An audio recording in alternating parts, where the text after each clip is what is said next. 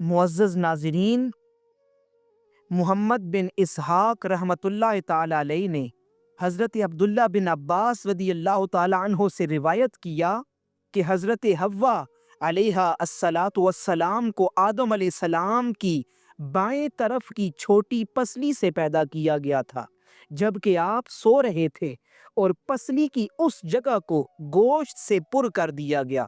اور حضرت ابو ہریرہ رضی اللہ تعالیٰ عنہ فرماتے ہیں کہ رسول اللہ صلی اللہ علیہ وسلم نے ارشاد فرمایا کہ عورتوں کے ساتھ حسن سلوک کیا کرو، کیونکہ وہ پسلی سے پیدا کی گئی ہیں، اور سب سے ٹیڑھی پسلی وہ ہے جو سب سے اوپر والی ہے۔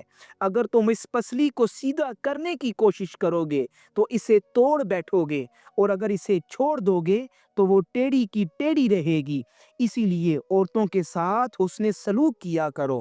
اور حضرت عبداللہ بن مسعود رضی اللہ تعالی عنہ فرماتے ہیں کہ رسول اللہ صلی اللہ علیہ وسلم نے ارشاد فرمایا کہ جب ابلیس کو جنت سے نکال دیا گیا اور آدم علیہ السلام کو وہاں آباد کیا گیا، آپ جنت میں اکیلے گھومتے پھرتے تھے، ان کا کوئی ساتھی نہ تھا کہ جس سے انہیں تسکین ملتی۔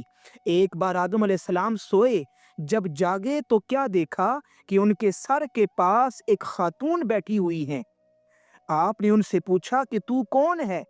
انہوں نے کہا میں عورت ہوں۔ آپ نے فرمایا کہ تجھے کس لیے پیدا کیا گیا ہے؟ آپ نے کہا کہ مجھے اس لیے پیدا کیا گیا ہے تاکہ آپ مجھ سے تسکین حاصل کریں۔ تو فرشتوں نے حضرت آدم علیہ السلام سے پوچھا کہ بتائیے اس کا نام کیا ہے؟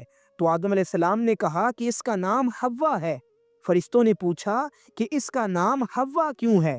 تو آدم علیہ السلام نے فرمایا کیونکہ یہ ایک زندہ وجود سے پیدا کی گئی ہے، اس لیے اس کا نام حوا ہے۔